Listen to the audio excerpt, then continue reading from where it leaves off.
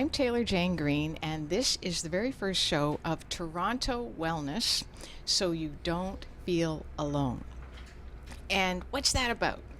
That is about interviewing, talking to, having conversation with people who have been on some kind of wellness journey.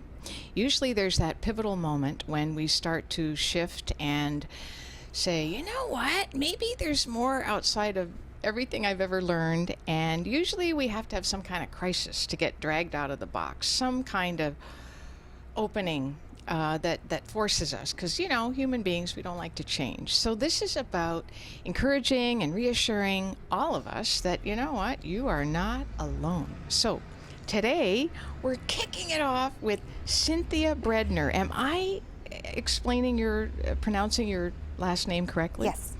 Good. Yes. Okay. It's pretty simple. I always say it's just bread, as in white bread, and ER on the end. Okay. So and yet clearly, Cynthia, you are not a white bread kind of person. I am not. Definitely not. Wow. So please tell us about your journey. You're honoring me by being willing to come on and authentically share a little bit, whatever you feel comfortable with, about your own story, your own journey. Mm-hmm. And both of us are around the same age-ish. Yes. And so, we've been around the block for a while. Mm-hmm. And I'm sure you've been here, there, and everywhere. I mean, that's the awesome thing about people's journeys, is there's such a story there. I mean, wouldn't it be cool if there was a book written about every single person? So please, what comes to mind when you first think of your pivotal moment of aha and change? Oh, well, there is one pivotal moment for sure, Taylor. Oh. I was about 30 years old, and I had an experience where I went down a wrong path, and I had an affair on my marriage. And it was with a younger man.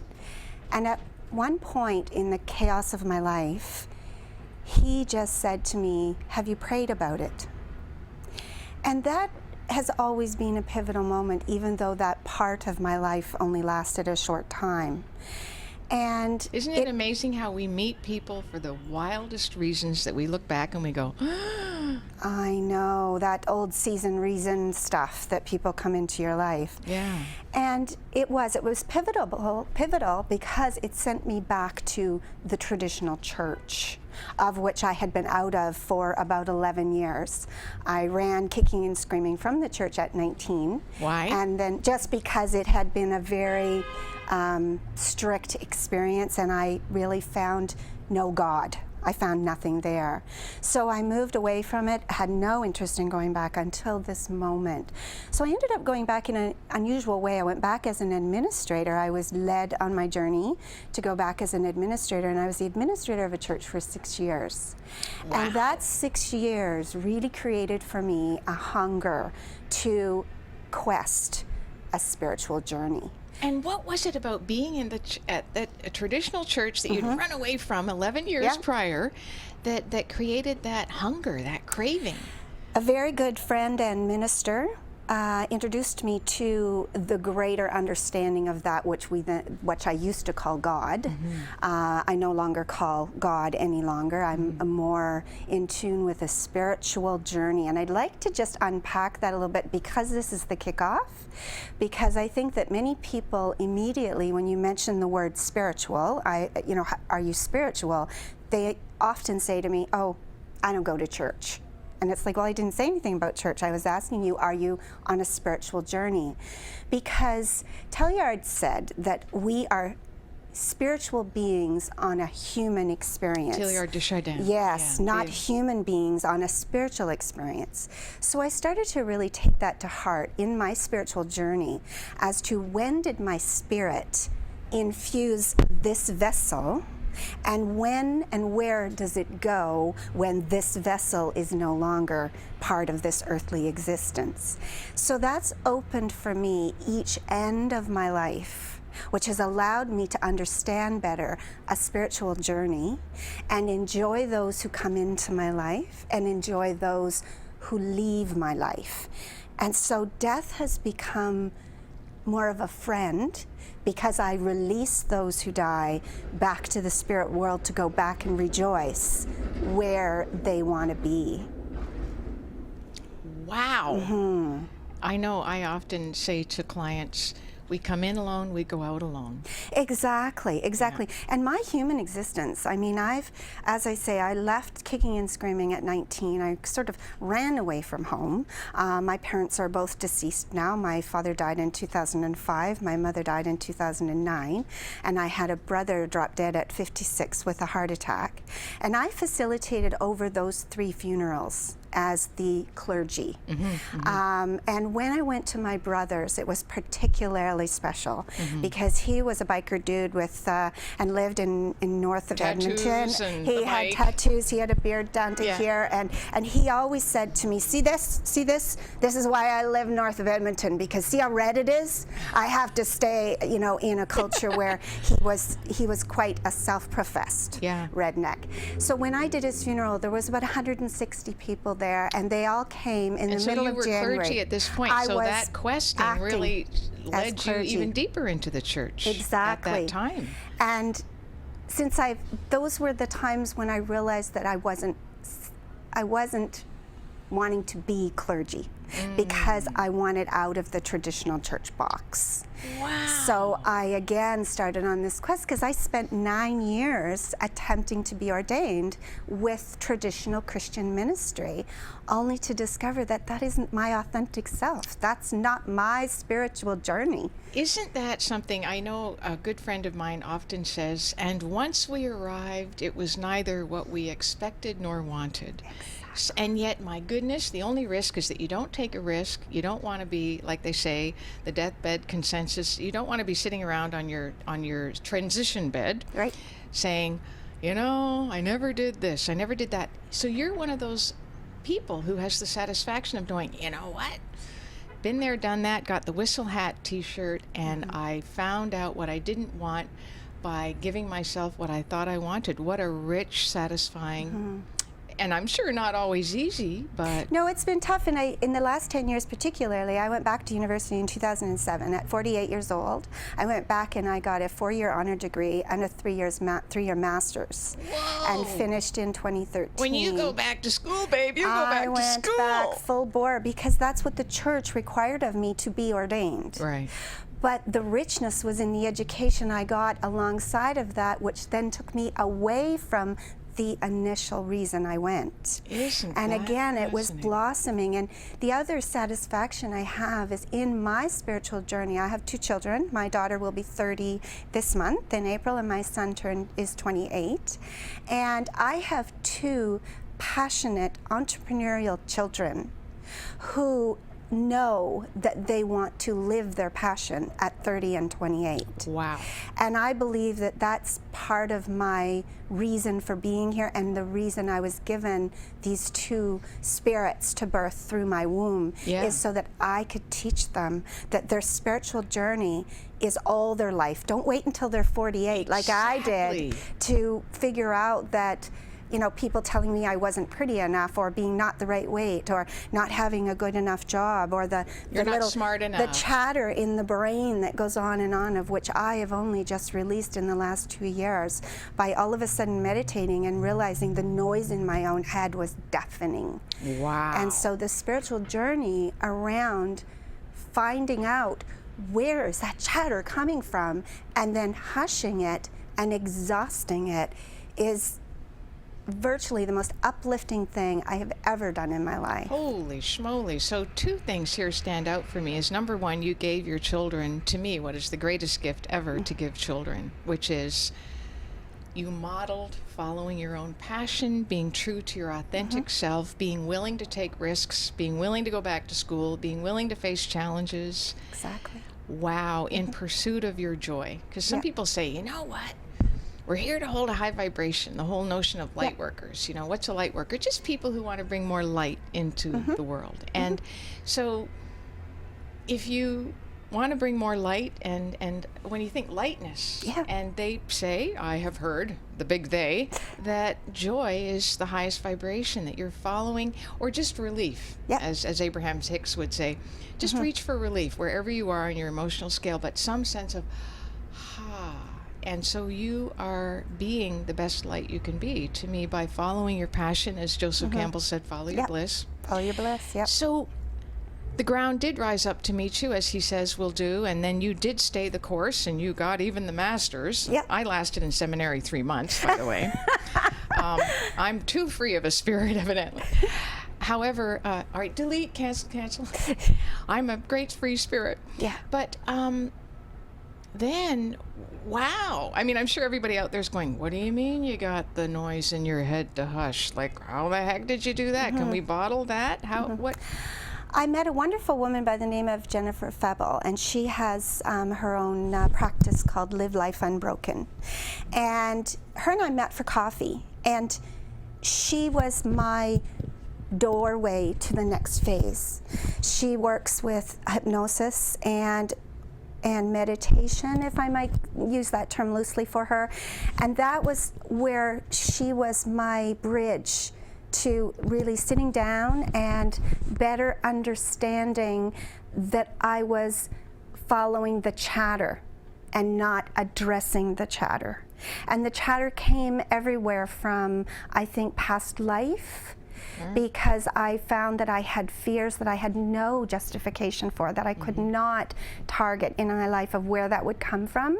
I also found So I'm that assuming you did some past life regression I just- hypnosis with her, or just more so awareness? this life, but I couldn't pinpoint it. Like I couldn't pinpoint it and say, aha, that's where that came from. So I just let it go at that. I didn't bother. Yeah. But my mother was a very melancholy person, and her life with 9 and her family, she was the second oldest, always grew up to believe and died believing that she wasn't good enough.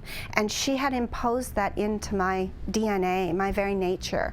And It just I kind had of came to, with the package. It came with the I'm package. sure she wouldn't have consciously imposed Oh no, it. Yeah. because that was what It she just believed. imprinted on you because she came through her. And that's what she believed. So since she believed it, she could only teach what she believed, Sure. right? They can only give us what they got. Right. And so when I spent the last 4 months of her life in my family home, living with her, looking after her, it gave me the opportunity to look at my mother as a woman and regressing back to the childlike stage of needing help and needing movement, and realizing that she did her best, and that I kissed her goodbye as she went in for the last time, because she was going to have surgery and we knew she likely wouldn't come out of the anesthetic, and she never did.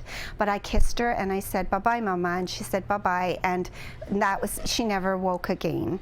And I let her go then, and I let go of all of that stuff that I had carried around, thinking, and then I became into myself. I started looking in the mirror and talking to myself. This morning, as I was putting on a bit of makeup to come today, I realized I was looking in a mirror very close to my eye, putting eyeliner on, and I all of a sudden thought of Wayne Dyer, where he talks about we are not that what we see in the mirror, but we are the witness. And I realized how I do that so intricately, not even actually conscious, that my eye, it's close to my eye, because I'm looking so intently at the reflection. And that was an aha moment for me, because I realized how often we do look at the reflection and don't realize that that eye pencil is right on my eye. Right. So you're at the top, right? By So- that you mean you got even more in touch with the one who is observing? Exactly. We are the witness The of witness, that which we are looking if at. I can see that, who can see that? Yeah. Who's looking? Yeah. If I'm aware of this and that and da-da-da about me, to me that's the ultimate. I know. Wow. So, And sitting back. Yeah. Yeah. And witnessing. Yeah.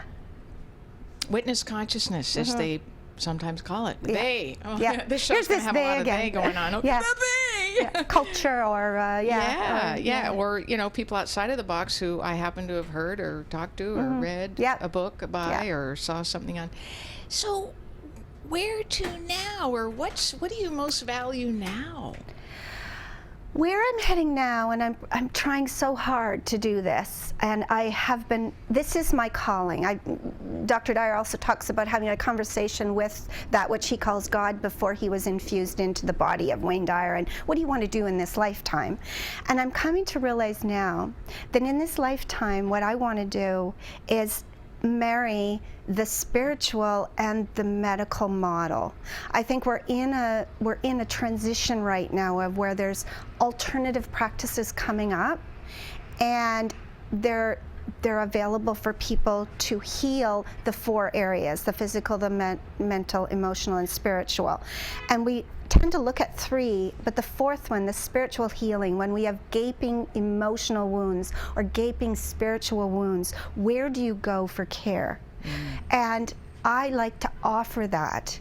And my desire is to offer it in the model of the pay it forward. So when someone is to come to me and say, I need some help with this. So you being in private practice, in as private a person practice, they could go to based on all your training, exactly, to be that companion on their spiritual journey when they're going through a rough spot medically, which is when most people, or many people, or divorce. Or divorce, or loss of a loved one. Grief and bereavement is I'm very skilled with working with grief and bereavement and loss, and bringing people through the Elizabeth Kubler-Ross's journey of grief. And so I bring that through, and I think about the church has survived for 2,000 years based on people doing first and others financially supporting to continue doing. And that's the model that I'd like to continue, but not have it be a church. I want it to be a practice. I pay for insurance. I pay for a space. I pay for everything. And then when someone comes to me, it's like the new restaurants popping up here in Toronto. Come and eat. And then when you're done, you can, do a donation to how much do you feel the meal was worth. There's a 10-day retreat that I want to do. And it's just north of Alliston, Ontario. And it's with the Vipassana. And that's the way they operate. You cannot give money until you've been for the 10-day retreat. Once you're done the 10-day retreat, you give money to the center. For those of you who don't know about Vipassana retreats, it's an insight meditation. I believe you're quiet the whole time. 10 days. 10 silent days retreat. Of being quiet. I don't know if I could. So when you say trying so hard, to me what I hear you saying is, Taylor, I am so aware of what I wish to offer now, and I am affirming that in the flow to be there for those people. And I love your donation idea. I think it's super duper needed, and I personally am the same, offering what I do at affordable rates, etc. And it's great. Some people, whatever you charge, what you feel called to charge. But I'm very inspired to hear that. So how can people, as we begin wrapping up, how can people contact you? Do you have a website? I do. My website is, I believe, on the screen. It's lesmar.ca, which is my dad's name, Leslie, my mom's name, Mary, put together, Lesmar. I love it. And they're like riding along with you. I'm an elder caregiver as well. I work in the elder care industry. I look after 9 adults, feeding, like preparing meals and doing their laundry and cleaning and helping them bathe. And so that hands-on stuff. Oh, well, thank you. Yeah. And I love this work. So anyone can reach me through my website. Wonderful. You can Google my name and my blog will come up. And your name again? And is Cynthia Breadner, and Breadner. And you can Google me, and I'd be happy to work with people. And I'm in the Owen Sound area is where I live. Okay, Owen Sound area. But I have children. My daughter is in Bradford, and my son is in Alliston, and I've come down here today. I lived in Toronto, so I love Toronto. So I just want to do this work. This is fabulous. Maybe we can get you here at that channel to get your own Skype TV show or something. Hey, that would be awesome. Really, I love that. because I adore how articulate and eloquent you are. University's got to be good for something. Yes, university was good for keeping me anchored while I was, as you say, all of the the whole word thing. So I can certainly see you. I love how you express yourself, and I just want to put in a little plug for grief. When I took chaplaincy, my chaplaincy got interrupted by a cancer journey. Oh my goodness. But thank God, thank goodness, thank Spirit, Life, Universe, Goddess, everybody. Those who grieve and mourn well go on to live and love well, is what an American, as it turned out, grief therapist from the States, expert, told us that those who grieve and mourn well go on to live and love well, and those who do not grieve and mourn well do not go on to live and love well. And I I have seen that. I have been that. I've Part of my witnessed it. cancer journey was getting in touch with my grief, my anger. Yeah. So kudos to you. And the other thing, when I used to give workshops with a person on grief, I used to say, life is change and change is loss. And loss requires grief. And grief doesn't need to be, it can be full of gratitude as well. Thank goodness I cared about something enough to care enough when it goes. And that's how our life goes. You see, if we don't have some losses in our lives, how can we enjoy the highs and the good times? And we have to do this and go back and forth. And I always love the work of Barbara Brown Taylor as well, when she talks about being in the dark. And I often, when I am speaking with groups and I talk about, when you plant a seed, do you lay it on the desk and watch it from that point? No, we put it deep into the earth, we cover it over, and it's in the darkness, right?